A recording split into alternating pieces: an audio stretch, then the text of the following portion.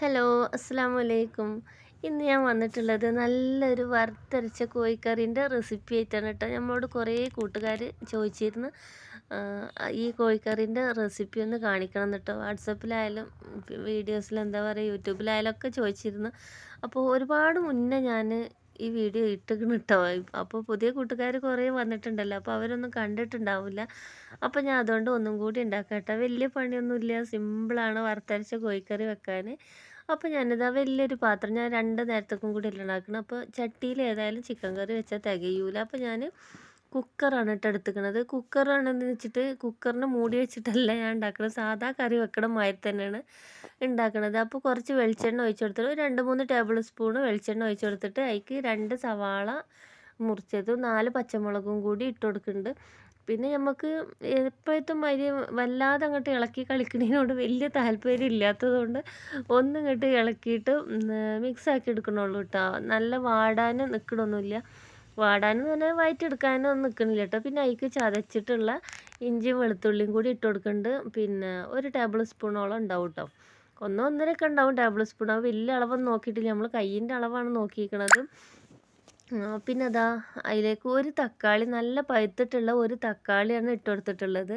ചെറിയ തക്കാളിയാണെന്നുണ്ടെങ്കിൽ ഒരു 2 തക്കാളിയൊക്കെ എടുക്കട്ടോ. കുഞ്ഞ് തക്കാളിയാണെന്നുണ്ടെങ്കിൽ ഒരു മീഡിയം സൈസ് ഒക്കെ ആണെന്നുണ്ടെങ്കിൽ നിങ്ങൾ എന്താ പറയുക, ഓരോരുത്തരുടെ ടേസ്റ്റിനനുസരിച്ച് 1 തക്കാളി 1.5 തക്കാളിയൊക്കെ എടുക്കുക. എന്നാലും വലിയ ഓവറായിട്ടുള്ള പുളി വേണ്ട. പിന്നെ അതിലേക്ക് ഞാനൊരു ഉരുളക്കിഴങ്ങ് നല്ലോണം കട്ട് ചെയ്തിട്ട് വലിയതാക്കി കട്ട് ചെയ്തിട്ട് തന്നെ ഇട്ട് കൊടുക്കുന്നുണ്ട്. ചിക്കൻ കിട്ടാത്തവർക്ക്, കോഴി കഷ്ണം കിട്ടാത്തവർക്ക് ഉരുളക്കിഴങ്ങൊക്കെ വെച്ചിട്ട് അഡ്ജസ്റ്റ് ചെയ്യുമല്ലോ. അപ്പോൾ അതിന് വേണ്ടി ഞാൻ ഇട്ട് കൊടുത്താട്ടോ. താല്പര്യമുള്ളവർ മാത്രം ഇട്ട് കൊടുത്താൽ മതി, അല്ലാത്തവർ ഇട്ട് കൊടുക്കേണ്ട ആവശ്യമില്ല.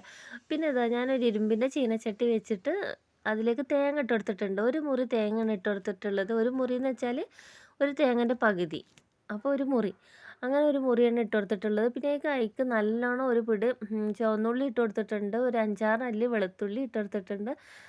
പിന്നെ നമ്മളെ സ്പൈസസ് ഒക്കെ ഇട്ട് കൊടുത്തിട്ടുണ്ട് കേട്ടോ. കറാമ്പൂവ്, കറാമ്പട്ട, ഏലക്കായ് ഒക്കെ ഇട്ട് കൊടുത്തിട്ടുണ്ട്. അതൊക്കെ നമ്മളെ ഇഷ്ടത്തിനനുസരിച്ച്. പിന്നെ നമ്മൾ ഗരം മസാല ഇട്ട് കൊടുക്കേണ്ട ആവശ്യമില്ല, ഈ ഒരു ഇട്ട് കൊടുക്കൽ തന്നെ മതി. ഓവറായിട്ടുണ്ടെന്നുണ്ടെങ്കിൽ വേറെ ടേസ്റ്റ് ആയിക്കാറ് കേട്ടോ. പിന്നെ ഒരു 2 അല്ലി കരിവേപ്പിൻ്റെ നല്ല ഫ്രഷ് ആയിട്ടുള്ളതും കൂടി ഇട്ട് കൊടുത്തിട്ടുണ്ട്. എന്നിട്ട് തീ മീഡിയം ഫ്ലെയിമിൽ വെക്കണം. ഹൈ ഫ്ലെയിമിൽ വെച്ചിട്ട് വേഗം വറുത്ത് കിട്ടുവച്ചിട്ട് ഹൈ ഫ്ലെയിമിൽ വെച്ചിട്ട് വറുത്തെടുക്കരുത്, കരിഞ്ഞ് പോവുള്ളൂ കേട്ടോ. വറുത്ത് കിട്ടൂല, കരിഞ്ഞ് പോവും. എന്നാലും ഇട്ട് ഇതിലേക്ക് നല്ലോണം ഇങ്ങോട്ട് നമ്മൾ സാമ്പാർക്കൊക്കെ വെക്കണ മാതിരി നല്ലോണം ഇങ്ങോട്ട് ബ്രൗൺ കളർ ആക്കി എടുക്കണ്ട. ഒരു കരിഞ്ഞ ടേസ്റ്റ് ആയിക്കാരം അതിന് വരലിട്ട്. അപ്പോൾ ഒന്ന് ഇങ്ങോട്ട് കളറ് മാറിയിട്ട് അതിലത്തെ വെള്ളമൊക്കെ ഒന്ന് തേങ്ങയത്ത് വറ്റി കിട്ടിയാൽ മതി. പിന്നെ അതിലേക്ക് നമുക്ക് പൊടികളൊക്കെ ഇട്ട് കൊടുക്കാം. ഒരു 1/2 സ്പൂൺ മഞ്ഞൾപ്പൊടി ഇട്ട് കൊടുത്തിട്ടുണ്ട്. 2.5 ടീസ്പൂൺ മുളകും പൊടി, എരിവുള്ള മുളകും പൊടിയാണ് ഇട്ടിട്ടുള്ളത്. പിന്നെ ഒരു 2 ടീസ്പൂണ് മല്ലിപ്പൊടിയും 1 ടീസ്പൂണ് ചിക്കൻ മസാലയും കൂടി ഇട്ട് കൊടുത്തിട്ട് അതിൻ്റെ ഒരു പച്ച എന്ന് പറഞ്ഞാൽ കളറല്ല കേട്ടോ, അതിനൊരു സ്മെല്ലില്ലേ, അത് മാറി കിട്ടണ മാതിരി ഒന്ന് വറുത്തെടുക്കണം കേട്ടോ. നമ്മളിതൊക്കെ പിന്നെ ഞാൻ പൊടി ഇട്ട് കൊടുത്തപ്പോൾ ഇരുമ്പിൻ്റെ ചീനച്ചട്ടിയല്ല, നല്ല ചൂടുണ്ടാവും. അപ്പോൾ ലോ ഫ്ലെയിമൊക്കെ മാറ്റിയതിൻ്റെ ശേഷമാണ് പൊടി ഇട്ട് കൊടുത്തിട്ടുള്ളത്. പൊടി ഇട്ടിട്ട് പിന്നെ ഇളക്കാതെ ഒന്നും നിൽക്കരുത് കേട്ടോ, ഇളക്കി തന്നെ കൊടുക്കണം.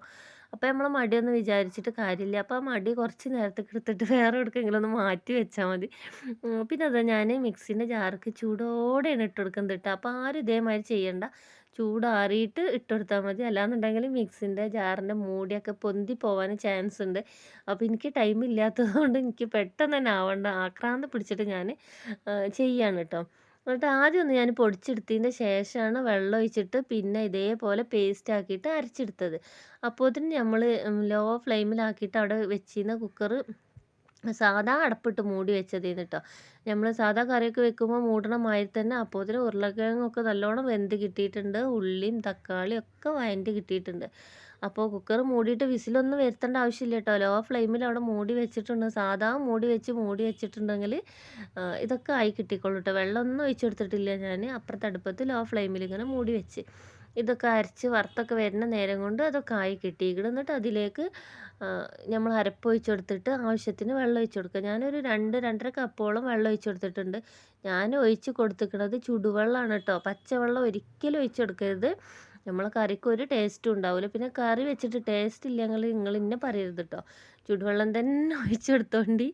അപ്പോൾ അതാണ് പെട്ടെന്ന് തന്നെ തിള വന്നിക്കണത് ചുടുവെള്ളം ഒഴിച്ചെടുത്തതുകൊണ്ട്. ഞാൻ വെട്ടി തിളക്കണ ചുടുവെള്ളം ഒന്നല്ല ഒഴിച്ചെടുത്തിക്കണത്. എന്നാലും നമ്മൾ കൈയിട്ട് നോക്കിയാൽ ചൂടാവണ ആ കണക്കിനുള്ള ഒരു ചുടുവെള്ളം. എന്നിട്ട് നമ്മൾ ചിക്കൻ ഇതാ വലിയ പീസാക്കിയിട്ട് തന്നെയാണ് ഞാൻ ഇട്ട് കൊടുത്തിട്ടുള്ളത് കേട്ടോ. ഓരോ പീസ് കൊടുത്താൽ മതിയല്ലോ, കാര്യം കഴിഞ്ഞില്ല. അപ്പോൾ ചെറിയതാണെന്നുണ്ടെങ്കിൽ പിന്നെ പിള്ളേർ തല്ലുകൂടിയിട്ട് നമ്മളത് തീർക്കാൻ നിൽക്കേണ്ടി വരും. നമുക്ക് ചെറിയ പീസാണ് കിട്ടിയിരിക്കുന്നൊക്കെ പറഞ്ഞിട്ട്. ഈ കിട്ടാത്തവർക്ക് നമുക്ക് ഉരുളക്കിഴങ്ങ് വെച്ചിട്ട് അഡ്ജസ്റ്റ് ചെയ്യുകയും ചെയ്യാം. അപ്പോൾ അത് നല്ല തിളച്ച് വന്നപ്പോൾ നമ്മൾ ആ കറിൻ്റെ കളർ തന്നെ അങ്ങോട്ട് മാറിയിട്ട് കണ്ട നല്ലൊരു കളറായിട്ട് വന്നിട്ടുണ്ട്. അപ്പോൾ ഇങ്ങനെ തിളച്ച് മറിയണ നേരത്ത് 2 അല്ലി പിന്നെ മല്ലിൻ്റെ ഇലയും കൂടി ഞാൻ ഇട്ട് കൊടുക്കുന്നുണ്ട്. മല്ലിൻ്റെ ഇല ഈ കറിക്ക് ഒരുപാട് ഇടരുത് കേട്ടോ. ഒരു എന്താ പറയുക, വേറെ ടേസ്റ്റായി പോകും. മല്ലിൻ്റെ ഇലേൻ്റെ ടേസ്റ്റാവും വന്നിട്ടുണ്ടാവില്ല. കുറച്ചിടാം. പിന്നെ ഞാൻ ഫ്ലെയിമൊക്കെ ഓഫാക്കി. ചിക്കൻ വെന്തിക്കണം നോക്കിയിട്ട് വേണം കേട്ടോ ഫ്ലെയിം ഓഫാക്കാൻ.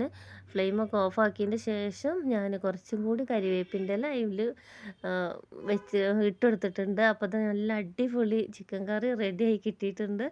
അപ്പോൾ ഇത്രയൊക്കെ തന്നെ പണിയുള്ളൂ കേട്ടോ നമ്മളെ ചിക്കൻ കറി റെഡിയാക്കി എടുക്കാൻ. അപ്പോൾ എല്ലാവരും ഉണ്ടാക്കി നോക്കുക. പൊറോട്ടയ്ക്കും നെയ്ച്ചോറുക്കും പത്തിരിക്കൊക്കെ നല്ല സൂപ്പർ അടിപൊളി കറിയാണ്.